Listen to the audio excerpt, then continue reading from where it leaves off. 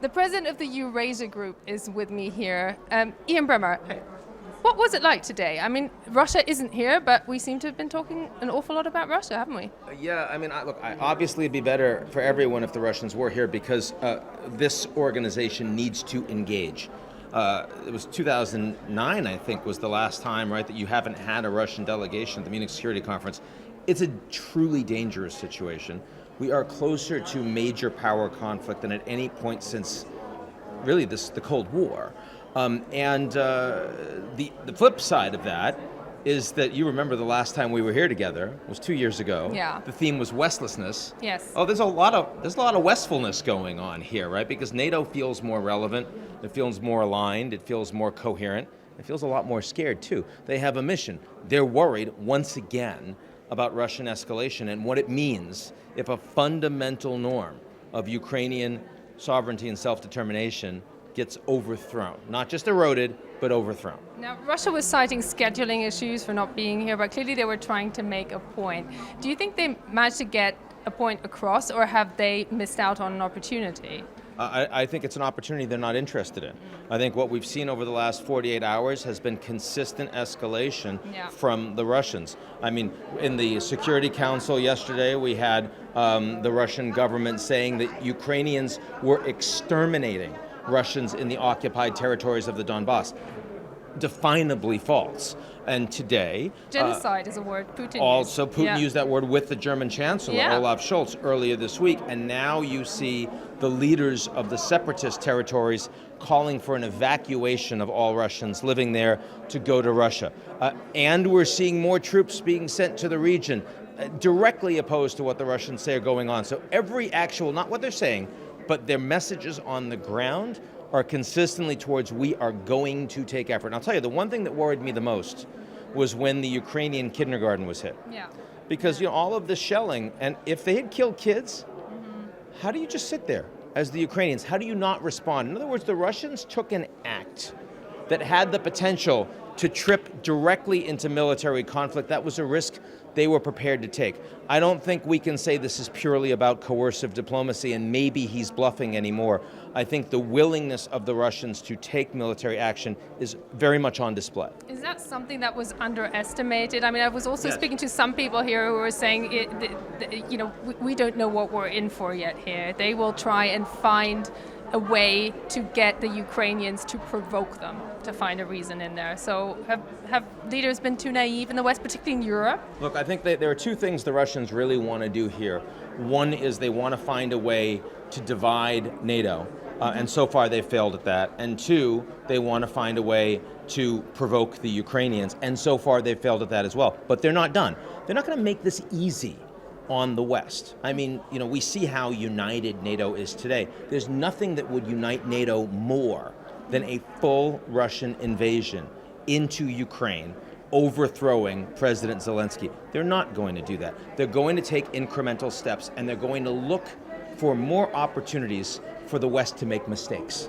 Look for more opportunities to see any potential division that erodes, any weakness that might come from the Ukrainian president, and exploit it. That's what they're trying to do. Now, we've all learned where Luhansk and Donetsk is on the map, but talking to Baltic leaders in particular, one really gets a sense that this is about a lot more than Ukraine. What's really at stake here for Europe? Well, the former Estonian president has been here, Kersti Kaljulaid. She's been extremely articulate, talking about the fact that a lot of Western norms have already been eroded. Who responded when the Russians were engaged in disinformation against the American elections or against the European elections or against Brexit? Who responded when the Russians engaged in the NotPetya cyber attacks against Ukraine that also led to billions of dollars of damage to Western multinationals operating globally like Maersk and FedEx Europe? Who responded when the Estonian government, her own Estonian government back in 2009, was hit with these massive cyber attacks from Russia?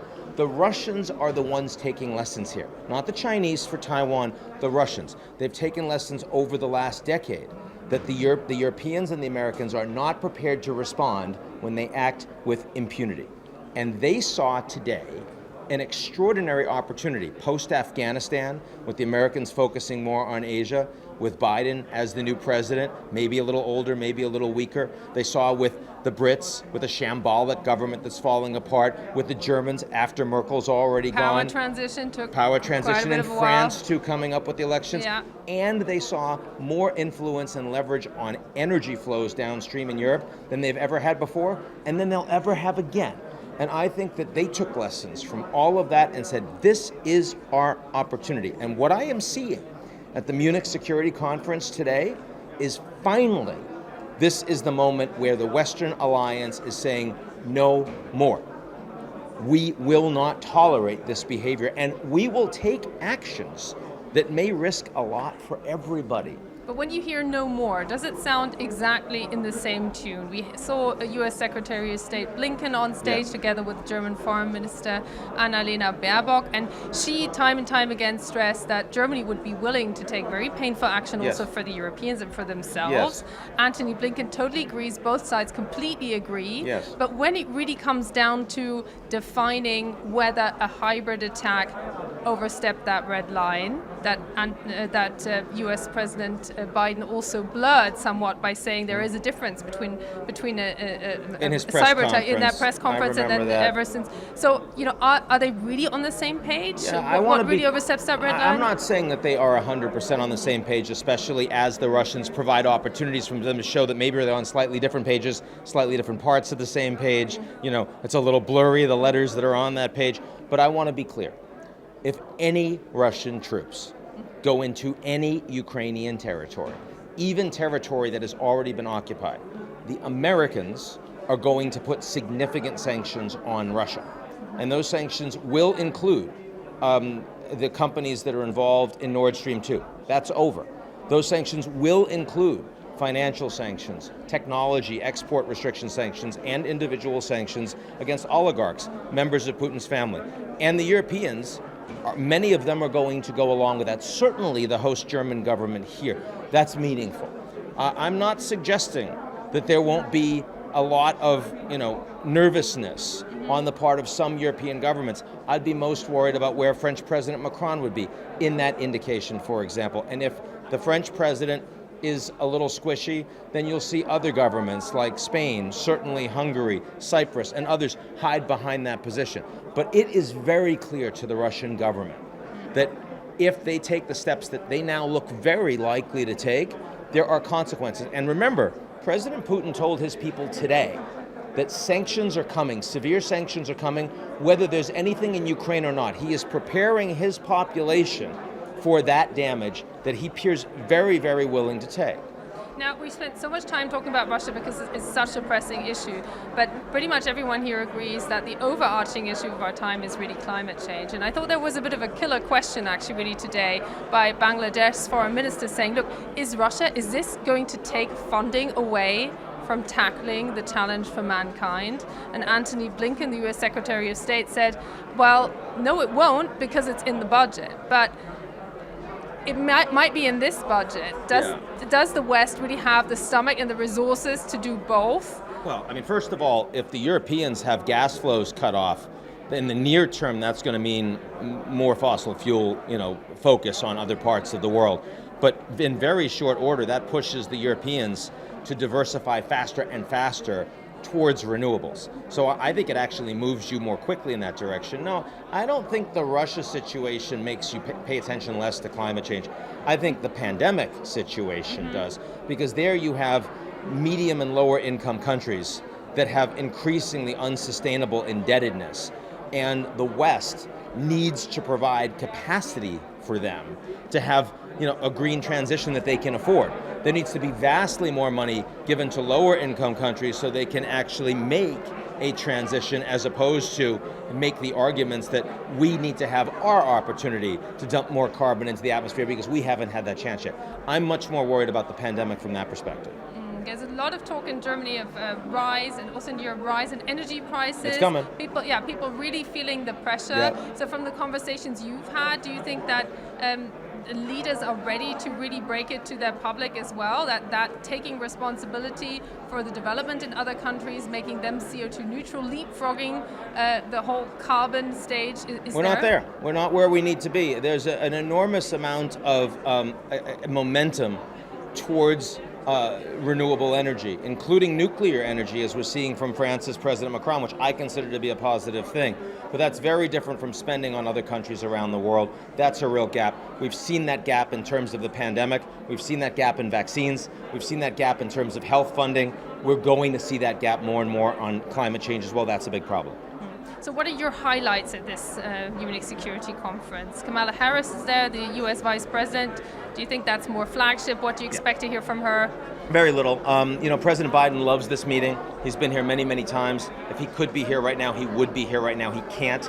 If you don't send Biden and you only send a cabinet secretary, that shows that you don't really value this conference as highly. So, Kamala Harris is not being sent because she has a portfolio on Europe or on Russia, Ukraine. She is not a principal. She's not a decision maker on any of those issues happening right now. That's Biden. That's Tony Blinken. That's Jake Sullivan. And increasingly, as it becomes military, that's also the Secretary of Defense. It's the head of the CIA.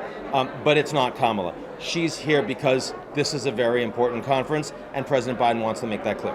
And what are the key issues? We have plenty of crises around the world. The Sahel region seems to be increasingly destabilized, particularly with Mali, the French now pulling their troops out. So what are the conversations you're planning on here? What to listen out for? The conversations are that it's not just about Ukraine. There are a lot of conflicts out there that are bursting out because the United States doesn't consider it a top order priority, and no one is prepared to remotely sit into the shoes that the Americans have historically filled. Americans pull out of Afghanistan, Russians aren't going in, Chinese aren't going in, Afghanistan is on the verge of collapse, and we're looking at millions of refugees that could be coming. Even Myanmar, which China's utterly critical for, but the fact is we're more than a year past the coup and all we've seen is more death and destruction. Haiti, America's backyard. A criminal regime in place right now, and the Americans are sending refugees back, but they're not doing very much on the ground in Haiti. And the Sahel, well, President Macron, who talks about strategic autonomy, now has his own Afghanistan. Okay, it's smaller, but France is smaller. The fact is that this is not credible as a policy. And so, I think what we have to believe in is that the alliance is still credible. We have to believe the alliance is still resilient. And that is certainly the message we're hearing right now. Whether we're hearing it in 3 months and 6 months' time is an interesting question. Just one final question. Yeah. So how closely is China watching how the West is dealing with Ukraine and Russia right now? They're watching it very closely, but not because they're planning on invading Taiwan. They're watching it closely because they want to understand if it turns out that we have a military confrontation, how do they ensure that the Americans and the Europeans aren't suddenly together against China too? They don't want that. And I think it was very interesting that Xi Jinping took that phone call with Macron and afterwards gave a readout that called for a lot more stability than anything you heard from President Putin. All right, well, thank you so much for your assessment, as always, Ian Bremmer from Eurasia Group, and we'll keep the conversation going. Thanks so much.